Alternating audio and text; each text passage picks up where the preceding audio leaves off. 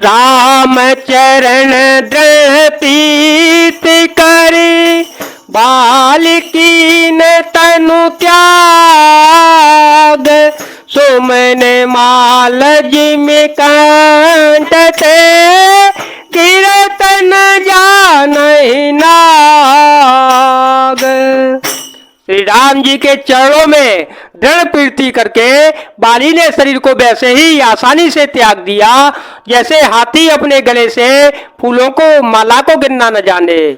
राम बाले ने जय धाम पठावा, नगर लोग सब व्याकुल धावा, नाना विधि विलाप कर तारा, छूटे के तन देह सवारा, तारा विकल देखी रघुराया, दीन ज्ञान हरि लीनी माया, चित जल पावक गगन समीरा, पंचरचित अति अधम शरीरा, प्रगट सो तनु तव आगे सोवा,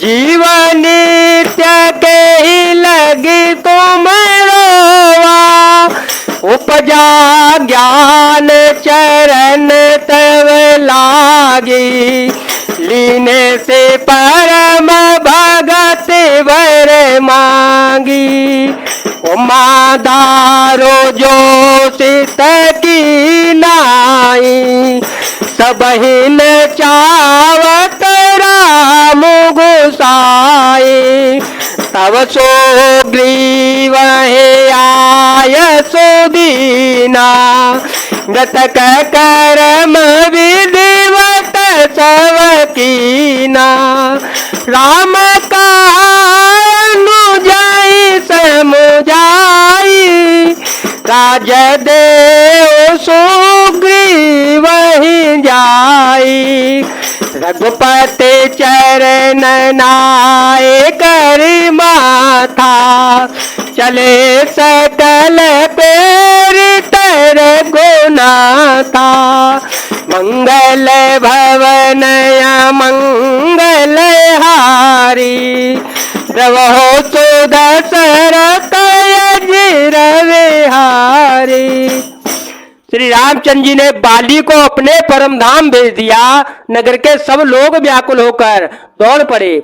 बाली की स्त्री तारा अनेकों प्रकार से विलाप करने लगी। उसके बाल बिखरे हुए हैं और देह को संभाल नहीं पा रही है। तारा को व्याकुल देखकर श्री रघुनाथ जी ने उसे ज्ञान दिया और उसकी माया अज्ञान हर ली। उन्होंने कहा, पृथ्वी जल अग्नि आकाश और वायु, इन 5 तत्वों से यह अत्यंत अधम शरीर रचा गया है। वह शरीर तो प्रत्यक्ष तुम्हारे सामने सोया हुआ है और जीव नित्य है। फिर तुम किसके लिए रो रही हो? जब अज्ञान उत्पन्न हो गया तब वह भगवान के चरणों में लगी और उसने परम भक्ति का वर मांग लिया। शिव जी कहते हैं, हे उमा, स्वामी श्री राम जी को सबको कठपुतली की तरह नचाते हैं।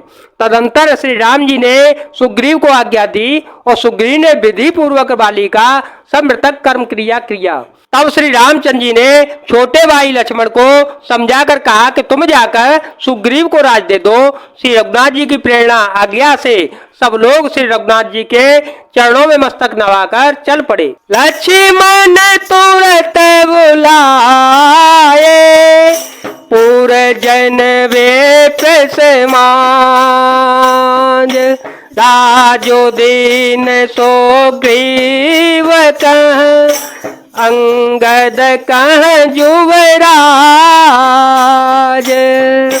लक्ष्मण जी ने तुरंत ही सब नगर निवासियों को और ब्राह्मणों के समाज को बुला लिया और उनके सामने सुग्रीव को राज्य और अंगद को युवराज पद दे दिया। जय जय श्री राम, जय वीर हनुमान जी महाराज।